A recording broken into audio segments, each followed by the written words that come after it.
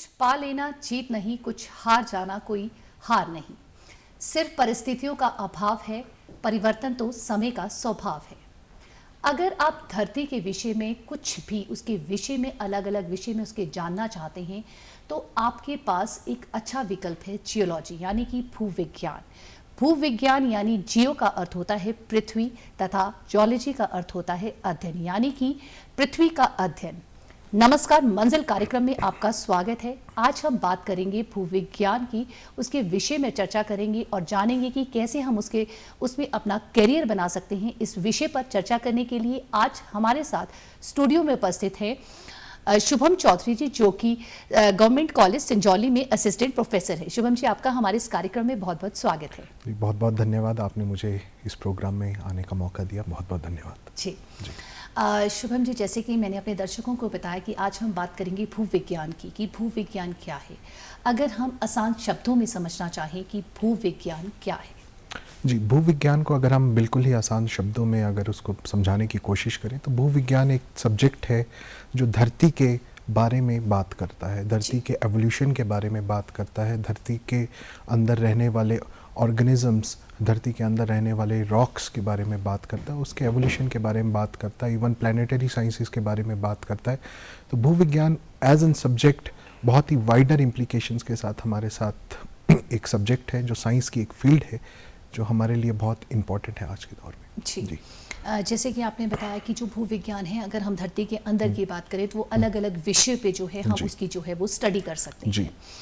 इस विषय को लेने के लिए अगर कोई बच्चा जो है, अगर वो इस विषय पर जो है अपना करियर परस्यू करना चाहता है तो वो किस तरह से कब ये करियर, जैसे अगर हम +2 लेवल की बात करें तो उसे +2 लेवल में इसको अडॉप्ट कर सकता है या वो ग्रेजुएशन लेवल में इसमें स्टडी कर सकता है। देखिए, जो geology as an subject schools में अभी रिसेंटली कोई एडिशन नहीं है, बट जो जियोलॉजी एज एन सब्जेक्ट आपको मिलेगा ग्रेजुएशन में एंड पोस्ट ग्रेजुएशन में, जो स्टूडेंट्स 10th +2 के बाद आइदर मेडिकल और नॉन मेडिकल में उन्होंने परस्यू किया है, वो geology as an subject in graduation pursue कर सकते हैं एंड उसके आगे वो पोस्ट ग्रेजुएशन में भी उसमें एंटर कर सकते हैं।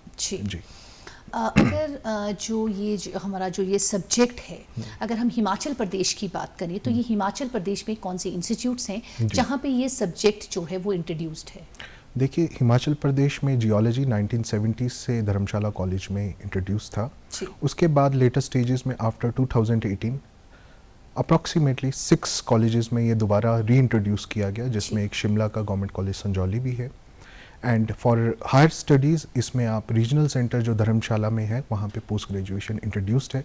And even I can say जो सेंट्रल यूनिवर्सिटी धर्मशाला है वहाँ पे भी इस विषय को पढ़ाया जा रहा है पोस्ट ग्रेजुएशन में। जी।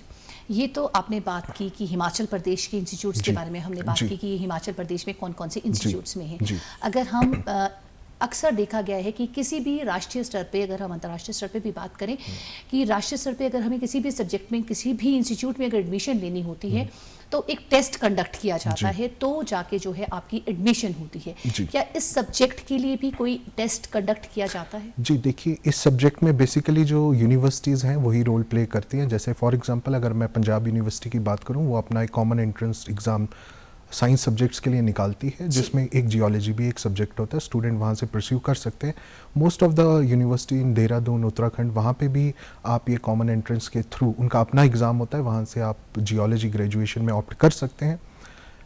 और बाकी यूनिवर्सिटीज़ में ज़्यादातर ये जो कोर्स है ये आफ्टर ग्रेजुएशन, पोस्ट ग्रेजुएशन में ही आप जा पाएंगे। इनिशियल स्टेजेस में, ऑनर स्टेजेस में आपको पंजाब यूनिवर्सिटी या आपको उत्तराखंड में ये देखने को मिलेंगे। जी। शुभम जी, जैसे आपने बताया कि हर एक जो इंस्टीट्यूट्स हैं वो, जैसे आपने पंजाब यूनिवर्सिटी के बारे में बताया, तो अलग से जो है अपना जो है एंट्रेंस जो है वो टेस्ट जो है वो कंडक्ट करवाती हैं। जैसे आपने मुझे बताया कि मेडिकल जिस बच्चे ने पढ़ा है और नॉन मेडिकल जिस बच्चे ने पढ़ा है वो इस सब्जेक्ट को अडॉप्ट कर सकता है। तो मेडिकल और नॉन मेडिकल अडॉप्ट करने वाले ही बच्चे जो है, अगर हम नॉन मेडिकल वाले बच्चे क्यों इसको अडॉप्ट कर सकते हैं और जो नॉन मेडिकल वाले हैं या मेडिकल वाले ही क्यों अडॉप्ट कर सकते हैं? दोनों के लिए अलग अलग कैरियर पर्सपेक्टिव्स क्या है? देखिए, ये जो जियोलॉजी सब्जेक्ट है ये इंटरडिसिप्लिनरी सब्जेक्ट है। जी। इसका जो नॉलेज बेस है ये आता है मेडिकल के सब्जेक्ट से भी आता है और नॉन मेडिकल के सब्जेक्ट्स से भी जी। आता है। जैसे कि आपने बात किया करियर प्रोस्पेक्ट्स की, अगर बात की जाए तो अगर हमारा एक बहुत ही इंपॉर्टेंट सब्जेक्ट है जियोलॉजी के अंडर, दैट इज़ पैलेंटोलॉजी। जी। पैलेंटोलॉजी में हम ह्यूमन एवोल्यूशन या लाइफ के एवोल्यूशन के बारे में बात करते हैं। वो जो सब्जेक्ट है वो टोटली फोकस्ड है उन स्टूडेंट्स के लिए जो मेडिकल फील्ड से आते हैं। जी। Whereas non medical field से जितने भी स्टूडेंट्स हैं उनके लिए बहुत सारे अदर सब्जेक्ट्स भी है, लाइक स्ट्रक्चरल जियोलॉजी है, टेक्टोनिक्स है, बहुत सारे सब्जेक्ट्स हैं जिसमें मैथमेटिक्स एज अ बेस काम करता है और उनकी इंपॉर्टेंस नॉन मेडिकल वाले स्टूडेंट्स के लिए ज़्यादा है। रही बात आप कॉलेज में ग्रेजुएशन के लिए दोनों medical and non medical students उसमें परस्यू कर सकते हैं ग्रेजुएशन, आइदर वो मेडिकल के स्टूडेंट है या नॉन मेडिकल के, जियोलॉजी वो परस्यू कर सकते Right. हैं। जियोलॉजिस्ट, जी। हमने जियोलॉजी की बात की, जियोलॉजिस्ट बनने के लिए आपको क्या करना पड़ता है?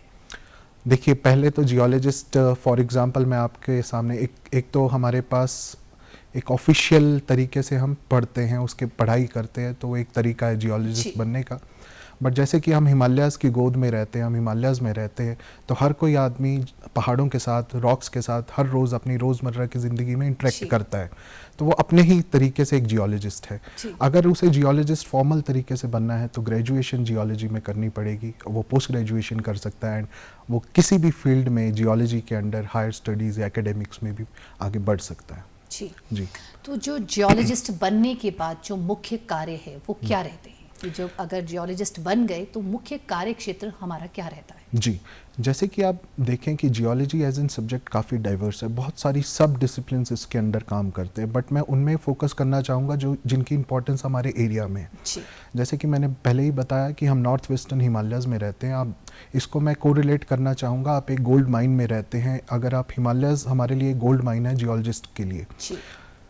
जिस प्रकार का नॉलेज, जिस प्रकार का डाटा हमें यहाँ मिलता है, तो हमारे लिए ये बहुत इंपॉर्टेंट है। और किस तरीके के सब्जेक्ट्स हम यहाँ पे पढ़ सकते हैं, लाइक सबसे इंपॉर्टेंट है, अगर मैं स्पीति की बात करूँ तो Spiti is a open library और open laboratory to us structural geologist के लिए वो ओपन लेबॉर्ट्री है।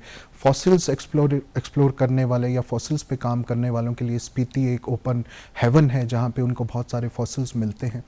तो बहुत सारे सब्जेक्ट्स है। अब स्ट्रक्चरल जियोलॉजी, टेक्टोनिक्स एक बहुत रीसेंट सब्जेक्ट है जिसकी डेवलपमेंट हो रही है आज के टाइम पे भी। टेक्टोनिक्स या नियो टेक्टोनिक्स जिसको हम बोलते हैं कि अर्थ में फॉल्ट्स, अर्थक्वेक्स किस तरीके से काम करते हैं, तो हिमालयस की डायरेक्शन के हिसाब से वो बहुत इंपॉर्टेंट सब्जेक्ट है जो it is still growing, but it is one of the most important subject in geology. And secondly, अगर हम जियोमॉर्फोलॉजी की बात करें, मैं आपको एक एग्जांपल देना चाहता हूँ। धर्मशाला जो है, धर्मशाला एक तरीके से हम स्कॉटलैंड के साथ कंपेयर करते हैं कि वो हिमाचल का स्कॉटलैंड है धर्मशाला। और आपको जान के बहुत ही अच्छा लगेगा कि जो हमारे जियोलॉजी का विकास है वो भी 70s में, 1750s के आसपास वो स्कॉटलैंड में ही हुआ।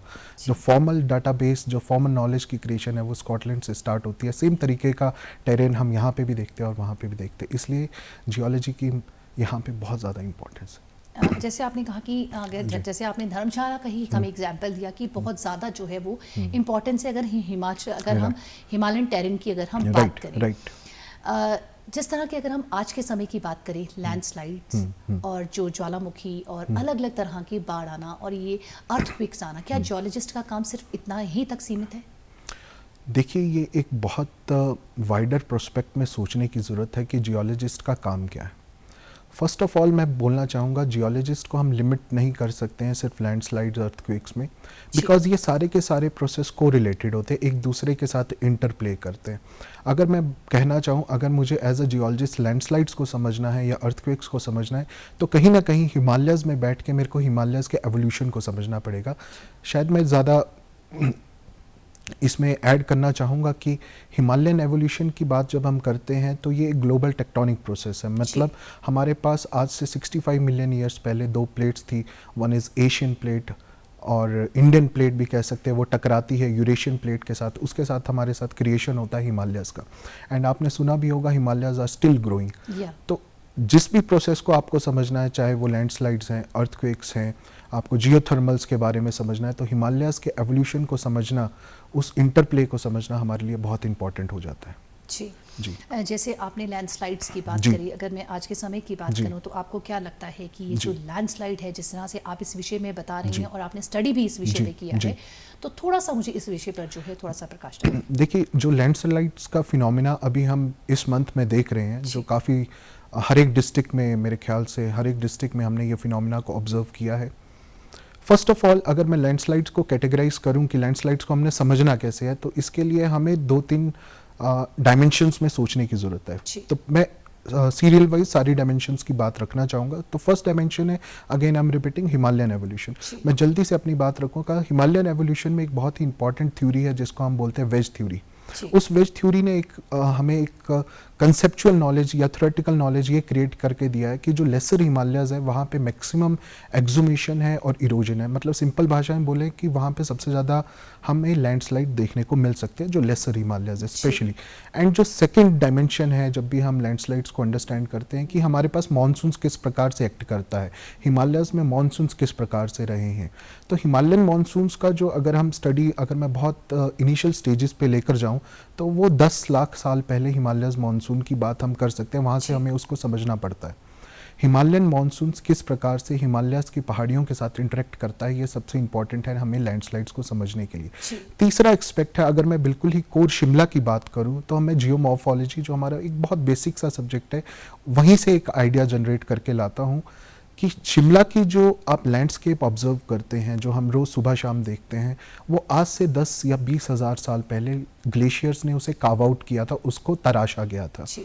सो जो ग्लेशियर्स के काव आउट करने के प्रोसेस से शिमला की जो लैंडस्केप की फॉर्मेशन हुई है, उसी तरीके से हमें लैंडस्लाइड्स को भी समझना पड़ेगा। फॉर एग्जांपल, अगर मैं I refer to one article जो डाउन टू द अर्थ में आया था, February दिस ईयर एडिशन, तो उन्होंने जोशीमठ पे स्टडी किया था। तो उसका जो कंक्लूजन है, just in one line I conclude, जो हमारे पास north to north easterly slopes होते हैं, they are more gentle and most of the civilization and most of the settlements are on those plains or on those slopes, whereas जो south to south westerly slopes हैं, वो bit आपके slope उनका ज़्यादा होता है और वो अनस्टेबल होते हैं। तो ज़्यादातर सेटलमेंट्स हमारे पास वहीं पे है।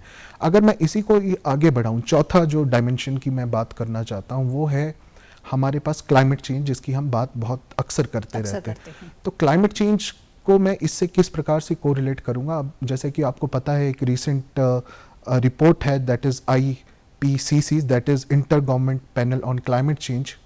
उसने एक रिपोर्ट जारी की है। उस रिपोर्ट से अगर मैं उसका कंक्लूजन या समराइज करने की कोशिश करूं, तो उन्होंने बताया कि हमारा जो ग्लोबल एवरेज टेम्परेचर है, दैट इज़ इंक्रीजिंग। और उसी से रिलेटेड रिसेंटली मैंने एक स्टडी जो बहुत इंपॉर्टेंट है, मैं आपके सामने उसको रखना चाहता हूँ। A warming induced reduction in snow friction amplifies rainfall extremes. ये हमारे पास जून 2023 में नेचर मैगजीन, जो सबसे जियोलॉजी में इंपॉर्टेंट या किसी भी सब्जेक्ट, साइंस के सब्जेक्ट में सबसे इंपॉर्टेंट जर्नल माना जाता है, तो काफ़ी रिप्यूटेड ये स्टडी है। इनका कंक्लूजन क्या है, मैं उसके बारे में बात करूँगा। जिन एरियाज़ में स्नोफॉल होता था, अब उन एरियाज़ में बारिश होने लगी है। और जो हमारा ये रीजन है, ये रेनफॉल और स्नो के बीच का एरिया है। अगर स्नो कम पड़ेगी और रेनफॉल ज़्यादा होगी, तो वो लैंडस्लाइड को ट्रिगर करने के कॉजेज़ होंगे। तो अगर हम इसको पूरे चारों डायमेंशंस को दोबारा कंक्लूड करूं मैं, तो हमारे पास जो रीसेंट लैंडस्लाइड का प्रोसेसेस है, इन्हीं चारों प्रोसेसेस के इंटरप्ले से बना हुआ है। और इन डायमेंशंस को समझना हमारे लिए बहुत ज़्यादा ज़रूरी है। जैसे आपने डायमेंशंस की बात की और आपने क्लाइमेट के बारे में भी बात की और आपने मॉर्फोलॉजी के बारे में भी बात की। अगर हम इन विषयों के बारे में हम अलग अलग बात करें, तो जिस तरह से ये सब्जेक्ट पढ़ने के बाद भूवैज्ञानिक सब्जेक्ट जो बनना चाहता है, जो इस सब्जेक्ट को पढ़ता है, तो वो जैसे क्लाइमेट चेंज पे अगर उसे काम करना है और उस तरफ जाना चाहता है, तो वो क्या उसमें उसको उस पर स्पेशलाइजेशन करना पड़ेगा, या मॉर्फोलॉजी की बात करें उसमें जाने के लिए उसे स्पेशलाइजेशन करना पड़ेगा? देखिए मैम, ये जो सब्जेक्ट्स हैं, जिन डायमेंशंस की हमने अभी तक बात रखी है, ये काफ़ी आगे की बात कर रहे हैं और ये बहुत सारे सब्जेक्ट्स का इंटरप्ले है। जी। Basically graduation and post graduation में हम बेसिक सब्जेक्ट्स पढ़ेंगे, वही कहीं ना कहीं हमें एड करेंगे इन बड़े प्रोसेसेस को समझने में। जैसे कि आप बात करते हैं, अगर किसी स्टूडेंट को क्लाइमेट चेंज पे काम करना है, तो क्लाइमेट चेंज पे एज एन जियोलॉजी स्टूडेंट को काम करना है, तो उसको वो रिसर्च में एज एन टॉपिक ले सकता है क्लाइमेट चेंज। हाँ, और क्लाइमेट चेंज हमारे पास रिलेट होता है रिवर मॉर्फोलॉजी से, बहुत सारे फैक्टर्स हैं, ग्लेशियर्स पिघल रहे हैं, तो वो स्टूडेंट अपना रिसर्च टॉपिक जियोलॉजी के नॉलेज बेस के ऊपर रख कर क्लाइमेट चेंज को अंडरस्टैंड कर सकता है। जी। जिस तरह से आपने हमें बताया कि हिमालयंस की स्टडीज़ करना है, उनको डेप्थ जो स्टडीज़ है वो रहती है, तो ये जो है एक फील्ड में कह सकते हैं कि एक फील्ड जॉब है। तो इस समय क्या क्या चुनौतियां रहती हैं और किस तरह से जो है डिसाइड किया जाता है कि, और हिमालयन रीजन ऐसा है कि ज़्यादा से जो जियोलॉजिस्ट हैं वो इसी रीजन पे जो है वो काम करते हैं, थोड़ा सा इसके बारे में बताएं। जी, जैसे कि हिमालयन रीजन है, ये पूरा पॉइंट ऑफ इंटरेस्ट रहता है जियोलॉजिस्ट का, ना सिर्फ इंडिया का। इंडियाज़ में बहुत सारी रिप्यूटेड यूनिवर्सिटी है, पंजाब यूनिवर्सिटी, IITs है। इवन मैं आपके सामने ये बात भी रखना चाहता हूँ, जर्मनी की जो टॉप यूनिवर्सिटीज़ है लाइक पोस्टडैम है, KIT है, UCLA है अमेरिका की, तो वो उनकी आप 5 से 6 PhDयाँ आप हिमाचल प्रदेश के अंदर देख सकते हैं। तो इसलिए ये एरिया हमारे लिए बहुत इंपॉर्टेंट है। आपने बात की कि इसमें हमारे पास फील्ड वर्क रहता है। येस, ऑफ कोर्स, जिस तरीके की स्टडी आप करना चाहते हैं, जिस तरीके का आप एकेडमिक काम करना चाहते हैं, आप एकेडमिक परस्यू कर रहे हैं, उस तरीके का ही आपका फील्ड वर्क रहता है। तो बेसिकली जो फील्ड वर्क का दौर था, अगर मैं आपके साथ शेयर करना चाहता हूँ, जैसे कि मेरा पॉइंट ऑफ रिसर्च जो है वो किन्नौर एरिया रहता है, तो किन्नौर एरिया का ही एग्जांपल मैं आपके सामने रखना चाहता हूँ। किन्नौर एरियाज़ में 1970s के बाद GSI ने बहुत काम किया, जियोलॉजिकल सर्वे ऑफ इंडिया, और उसमें एक प्रोफेसर हैं जिनको रिसेंटली प्रेसिडेंट अवार्ड भी मिला है जियो साइंसेज में, डॉक्टर ओएन भार्गवा। तो he has spent approximately 20-30 years doing field work in the Kinnaur में उन्होंने इतना काम किया है, तब जाकर हमें किन्नौर का एक बेस मैप मिला है जिस पे हम आज के टाइम की स्टडीज़ को कंडक्ट कर पा रहे हैं। तो हर एक जियोलॉजिस्ट का फील्ड में एक कंट्रीब्यूशन है, वो कुछ ना कुछ एड कर रहा है, कुछ ना कुछ नॉलेज जनरेट कर रहा है, जो आगे आने वाले लोगों के लिए और एक बड़े प्रोस्पेक्ट को समझने के लिए हमें हेल्पफुल होता है। जी, ये बहुत ही अच्छा और एक वास्ट सब्जेक्ट है कि अगर हम आज की परिस्थिति की बात करें और जो आने वाला समय है उसके लिए जो है इस सब्जेक्ट की जो है डिमांड जो है अब डे बाय डे बढ़ेगी, और इसमें जो है कैरियर ऑप्शंस भी जो है जिस तरह से आपने बताया वो बहुत ज़्यादा है। जी। शुभम चौधरी जी, जिस तरह से आप असिस्टेंट प्रोफेसर हैं, उसी तरह से मैं ये पूछना चाहूँगी अब आपसे कि ये तो हमने बात की कि अगर कोई फील्ड में जाके स्टडी करना चाहता है या अगर बच्चा जो है इसमें टीचिंग में प्रोफेशन अपनाना चाहता है, तो टीचिंग प्रोफेशन वो कैसे अडॉप्ट कर सकता है? देखिए, टीचिंग प्रोफेशन के लिए UGC की कुछ गाइडलाइंस है। अगर आपने कॉलेज में, स्कूल्स में तो जियोलॉजी एज एन सब्जेक्ट है नहीं। जो UGC की गाइडलाइंस है वो सभी सब्जेक्ट्स की तरह वैसे ही। आपको एक बेसिक नेट का एग्ज़ाम आपका क्लियर होना चाहिए। अगर आप नेट का एग्ज़ाम क्लियर करते हैं, देन हिमाचल के कॉन्टेक्स्ट में HPPSC है, HPPSC कॉलेज कैडर का एग्ज़ाम निकालता है, आप उसमें एग्ज़ाम दीजिए, रिटर्न होगा, आपका इंटरव्यू होगा, देन आप कॉलेज में आ सकते हैं।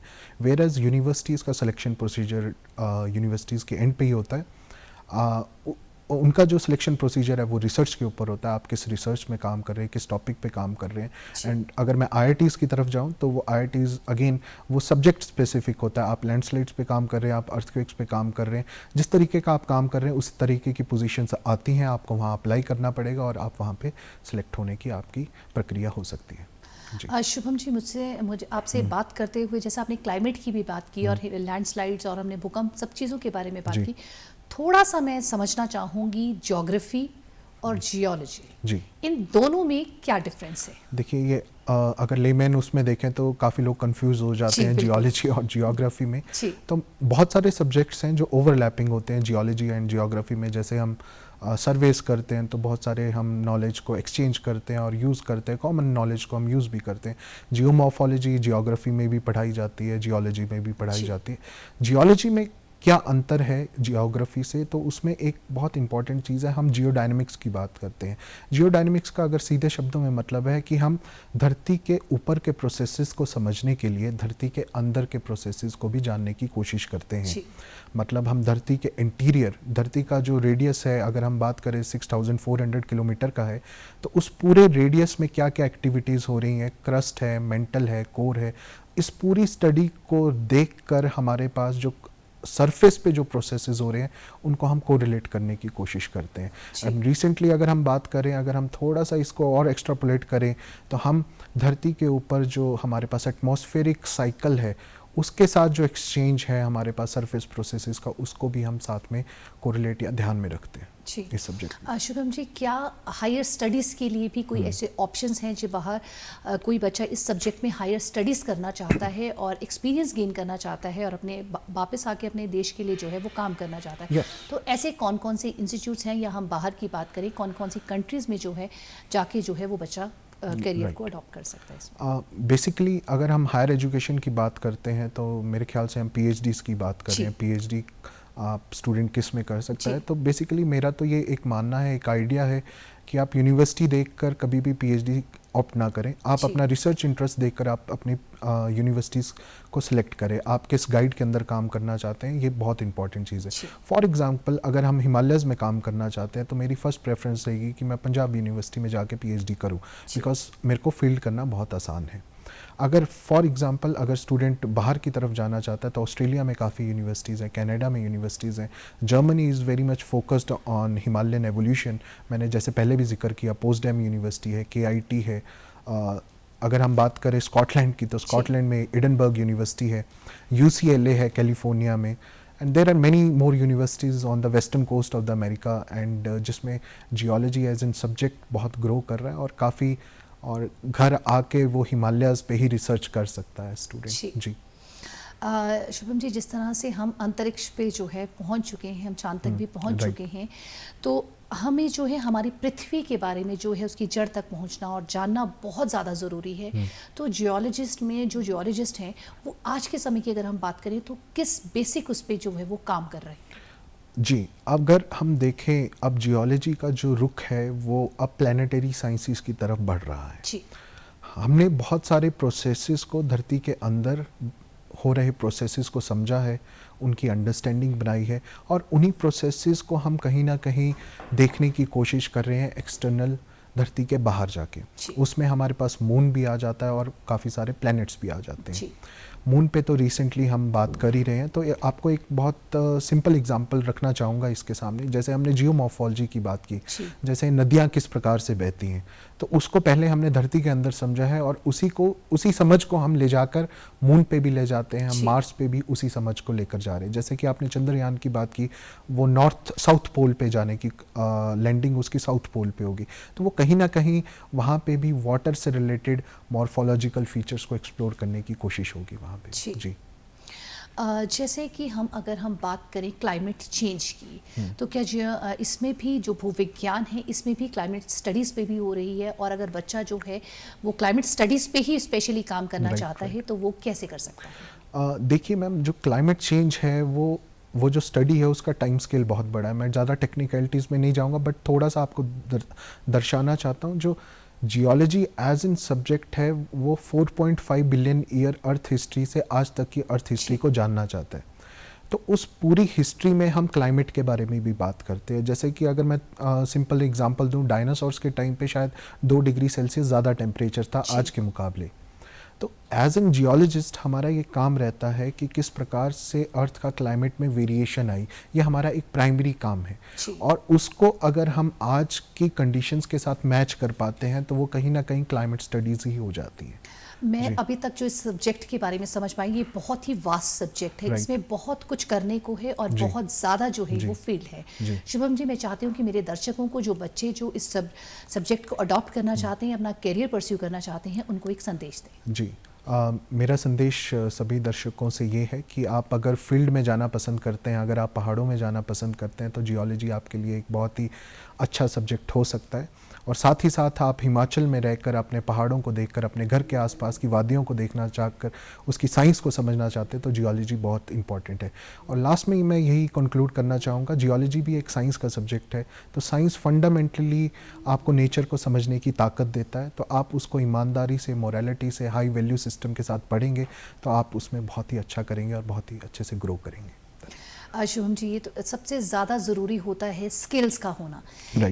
इस फील्ड में काम करने के लिए किन किन स्किल्स का जो है रिक्वायरमेंट होती है? राइट, जैसे कि हमने बात की, अभी तक हमने जियोलॉजी को सिर्फ फील्ड में ही रखा है कि फील्ड में किस तरीके से काम हो सकता है, बट जो उसमें जो सबसे इम्पॉर्टेंट काम है that is computer based softwares models पे काम करना। तो कंप्यूटर पे एक किसी लैंग्वेज पे स्किल डेवलप कर लेना इनिशियल स्टेजेस पे, जैसे लाइनक्स पे काम कर पाएँ अगर स्टूडेंट्स, किसी लैंग्वेज को सीख पाए, पाइथन को सीख पाए, तो बहुत इंपॉर्टेंट है। अगर वो इनिशियल स्टेजेस पे उन चीज़ों को कर लें तो कहीं ना कहीं जियोलॉजी में उनको बहुत हेल्प मिलेगी और वो जियोलॉजी को बहुत बेहतर तरीके से समझ भी पाएंगे इस चीज़ से। इसके लिए जुनून का होना और हम कहें जज़्बे का होना बहुत ज़्यादा बहुत ज़रूरी ज़रूरी है। है। शुभम जी, आप हमारे इस कार्यक्रम में आए, आपने इतनी महत्वपूर्ण जानकारी दी, उसके लिए बहुत बहुत धन्यवाद। Thank you. भूविज्ञान जो है उसका इतिहास बहुत ही प्राचीन है। उन्होंने कहाँ से जो है हमारे इतिहास की शुरुआत हुई और कहाँ उनका अंत है, इस विषय में जो है स्टडी किया। ये जो सब्जेक्ट है ये बहुत ही वास्ट सब्जेक्ट है, इसमें बहुत कुछ सीखने को है। इसके लिए आपको जुनून का होना, आपको कड़ी मेहनत करनी पड़ेगी। आज के कार्यक्रम में सिर्फ इतना ही। अगले हफ्ते फिर मिलेंगे। नमस्कार।